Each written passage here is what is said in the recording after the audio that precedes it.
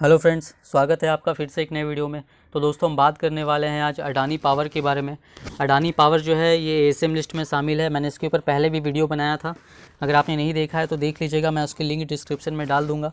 और देखिए, अब अडानी पावर जो है इसमें लगातार गिरावट देखने को मिल रही है। मैंने जब पहले वीडियो बनाया था उसी वक्त कहा था कि इसमें गिरावट होगी, और वैसा ही हुआ है, इसमें लगातार गिरावट होती ही जा रही है। अब यहाँ पर जब अडानी पावर में गिरावट हुई तो इसके लिए और भी कई वजह हैं, तो वो भी मैं आपके साथ इस वीडियो में शेयर करने वाला हूँ। और ये एएसएम लिस्ट से कब बाहर आएगा वो भी मैं आपको बताने वाला हूँ। तो चलिए दोस्तों, वीडियो को शुरू करते हैं। अगर आप चैनल पर नए हैं तो चैनल को सब्सक्राइब जरूर कर लीजिएगा और बेल का आइकन भी प्रेस कर लीजिएगा। देखिए दोस्तों, अगर हम चार्ट पर नज़र डालें तो अडानी पावर आपको फिलहाल 76 रुपये 95 पैसे पर चलता हुआ दिखाई दे रहा है। 0.45% यहाँ पर नेगेटिव में कल की डेट में क्लोजिंग हुई है। प्राइस मूवमेंट पे नज़र डालें तो 75 रुपये 25 पैसे पे ओपनिंग हुई थी। लो बनाया था 74 रुपये 15 पैसे का, और हाई बनाया 69 रुपये 17 पैसे का। लास्ट में क्लोजिंग हुई है 76 रुपये 95 पैसे पे। तो देखिए दोस्तों, अगर अडानी पावर की बात करें तो अडानी पावर का जो स्टॉक है, जब इसमें ज़बरदस्त रैली हुई थी तो स्टॉक 150 और 160 का आंकड़ा भी पार कर गया था। काफ़ी लोगों ने उस प्राइस पे भी इसको बाय किया हुआ है, लेकिन फिर वहाँ से जो है ज़बरदस्त गिरावट देखने को मिली है स्टॉक में। इसके कई कारण थे। पहला कि जो मॉरिशस के एफपीआईज़ का जो इन्वेस्टमेंट था अडानी ग्रुप के कई स्टॉक्स में, वहाँ पर न्यूज़ लेकर के आई कि एनएसडीएल ने उनके अकाउंट को फ्रीज कर दिया है। तो जैसे ये खबर बाहर आई तो उसके बाद अडानी ग्रुप्स के सारे स्टॉक्स में लगातार गिरावट देखने को मिलने लग गई। और यही जो हुआ अडानी पावर के साथ भी हुआ। स्टॉक लगातार गिरता रहा और वहाँ से सीधा गिर करके ये 105 110 के लेवल पे आ गया था। अगर हम बात करें, जो मॉरिशस के एफपीआईज़ का अकाउंट जब फ्रीज किया गया था उस समय की बात है, लगातार गिरावट हो रही थी। 105 110 के लेवल पर तक स्टॉक गिर गया था। उसके बाद और भी चीज़ें आई, जैसे कि फिर अडानी पावर को शामिल कर दिया गया एएसएम लिस्ट में। एएसएम लिस्ट में शामिल करने की वजह से भी इसमें जो है लगातार गिरावट देखने को मिल रही थी। एएसएम लिस्ट में जब स्टॉक शामिल किया गया था, तो एएसएम लिस्ट में किसी भी स्टॉक को शामिल किया जाता है तो फिर उसमें आपको जो थोड़ा उसका प्राइस मूवमेंट है पहले की तरह जो पॉजिटिव होता है वो देखने को नहीं मिलता है। क्योंकि एएसएम लिस्ट में जब कोई भी स्टॉक शामिल होता है तो काफ़ी सारी पाबंदियां लग जाती है। मैंने पहले भी वीडियो बनाया हुआ था और आपको बताया हुआ इसके बारे में। अब देखिए, ये बाहर कब होगा वो भी मैं आपको बताने वाला हूँ इस वीडियो में। सबसे पहले तो मैं आपको बता दूं कि अडानी पावर को अगर आप देखेंगे तो देखिए, यहाँ पर आप देख सकते हैं ये एएसएम लिस्ट में है, और एएसएम के लॉन्ग टर्म एलटी यानी लॉन्ग टर्म के स्टेज 4 में है। एएसएम का दो कैटेगरी होता है, एक होता है शॉर्ट टर्म और दूसरा होता है लॉन्ग टर्म, और इसके अंदर भी स्टेज होता है। तो ये स्टेज 4 में है लॉन्ग टर्म के। अब देखिए, अडानी पावर की अगर बात करें तो अडानी पावर को शामिल कब किया गया था? अडानी पावर को जो किया गया था वो जून महीने में किया गया था। यहाँ पर आप देख सकते हैं, ये एक्सचेंज में से मैंने वहाँ से डाउनलोड किया, वहाँ उसकी साइट से, और वहाँ पर क्या बताया गया।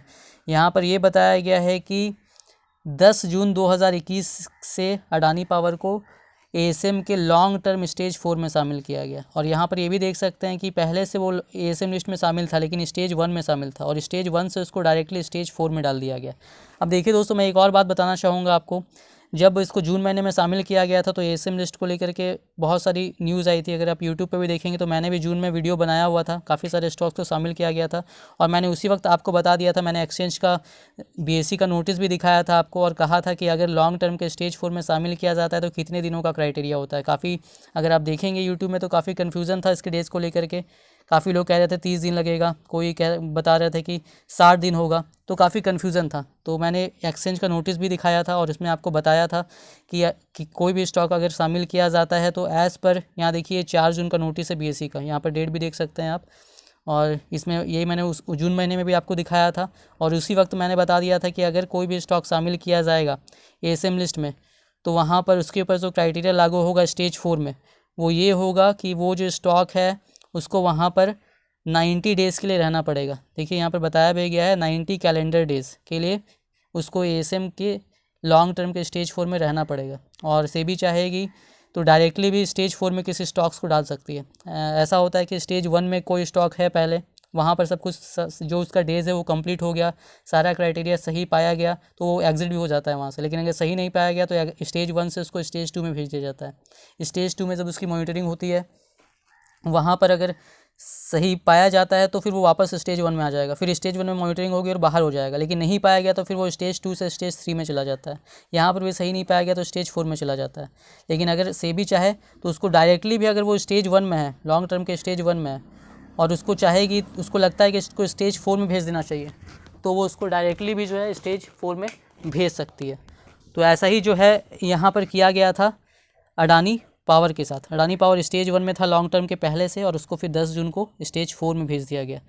तो यहाँ पर जो है अडानी पावर स्टेज 4 में है लॉन्ग टर्म के, और 10 जून से शामिल किया गया है। तो एज़ पर सेबी का जो रूल है यहाँ पर मैंने दिखाया आपको, 90 कैलेंडर डेज उसको रहना पड़ेगा, और 90 कैलेंडर डेज जब पूरा हो जाएगा तो फिर स्टेज वाइज एग्जिट होता है। स्टेज वाइज जो एग्जिट होगा इसमें देखिए, उसके 90 डेज जब पूरे हो जाएंगे तो उसके बाद वो इसकी वीकली मॉनिटरिंग, उस 90 डेज़ कंप्लीट हो जाने के बाद जो मॉनिटरिंग होती है वो वीकली बेसिस पे होती है। जब 90 डेज़ कंप्लीट हो गया, वो अभी स्टेज 4 में है, तो फिर यहाँ पर ये होगा कि 1 हफ्ते की मॉनिटरिंग होगी स्टेज 4 में। सब कुछ सही पाया गया तो फिर वो स्टेज 3 में चला जाएगा। अब वो स्टेज 3 में आ गया तो फिर यहाँ पर वीकली मॉनिटरिंग होगी। सब कुछ सही पाया गया तो स्टेज 3 से वो आ जाएगा स्टेज 2 में। अब स्टेज 2 में भी सब कुछ सही पाया गया वीकली बेसिस पे, तो फिर स्टेज 1 में चला जाएगा। यहाँ भी सब कुछ सही पाया गया तो फिर ये एग्जिट कर जाएगा। तो ये कोई भी स्टॉक जब एएसएम लिस्ट के स्टेज 4 में होता है तो यही क्राइटेरिया लागू होता है। काफ़ी सारे स्टॉक्स को डायरेक्टली भी स्टेज 4 में डाला गया था, जैसे कि एफएल इंडिया को भी, वो भी मैंने जून में बना करके वीडियो बताया भी था कि स्टेज 4 में है, 90 डेज़ के बाद ही बाहर होगा। यही नोटिस मैंने दिखाया था। तो अब देखिए, अगर हम इसकी बात करें तो ये शामिल हुआ था 10 जून को। यहाँ पर देख सकते हैं स्टेज 1 से स्टेज 4 में शामिल किया गया। तो 10 जून से अगर आप 90 डेज़ ले लेते हैं तो 90 डेज़ यानी कि 30 डेज़ का महीना काउंट करना पड़ेगा। तो वो जो भी 90 डेज़ पूरा होगा वो 5 सितंबर से 10 सितंबर के बीच में पूरा होगा। और यहाँ पर आप फिर 4 हफ्ता जोड़ लीजिए तो 28 डेज़ होता है। तो यानी कि आप समझ लीजिए जो बाहर होगा ये आपका बाहर हो जाएगा अक्टूबर के फर्स्ट वीक में। अक्टूबर के फर्स्ट वीक में जो है अडानी पावर आपको एएसएम लिस्ट से बाहर होता हुआ दिखाई देगा।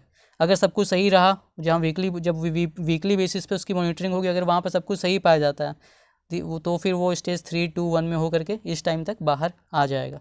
और अगर हम इसके प्राइस मूवमेंट की बात करें तो देखिए, यहाँ पर अगर आप देखेंगे तो फ़िलहाल जो है इसमें काफ़ी गिरावट हो चुकी है। बहुत सारी जो न्यूज़ आई है, नेगेटिव न्यूज़ आई है, उसकी वजह से अडानी के स्टॉक्स तो ऐसे भी गिर रहे हैं।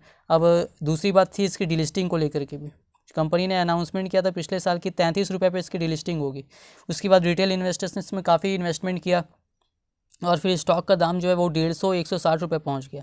और अभी अगर कंपनी इसको डिलिस्ट करवाती है तो 33 रुपये पे, तो सोचिए फिर जो जिन इन्वेस्टर्स ने इसको 150 रुपये पे ख़रीदा हुआ है, 120 पे ख़रीदा हुआ है, उनका क्या होगा। उनको 33 रुपये के हिसाब से अगर मिला तो फिर काफ़ी नुकसान होगा।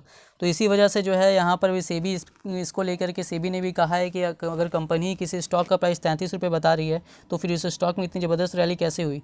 और 1 साल पहले से ही कंपनी ने कहा हुआ था। तो यहाँ पर लेकर के इसको लेकर काफ़ी बातें चल रही, लेकिन इतना तो है जिस तरीके का माहौल चल रहा है, 33 रुपये पर तो डिलिस्टिंग नहीं होगी ऐसा लगता है।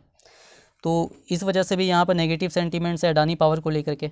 तो इस वजह से यहाँ पर आपको स्टॉक में गिरावट देखने को मिल रही है। तो देखिए, अगर इन्वेस्टमेंट आप करना चाहते हैं दोस्तों, ऑलरेडी इन्वेस्टेड हैं, बहुत ऊपर प्राइस पे खरीदा, तो यहाँ आपको ऑलरेडी काफ़ी लॉस हो रहा होगा, तो बेच करके भी कोई फ़ायदा नहीं है। और नया इन्वेस्टमेंट करना चाहते हैं तो देखिए, इन्वेस्टमेंट मत कीजिए, क्योंकि अडानी के स्टॉक्स को लेकर के काफ़ी सारी चीज़ें कब क्या हो जाए, क्योंकि आपने देखा है अभी, सोचिए जिन्होंने 150 पे खरीदा होगा उनको कैसा लग रहा होगा।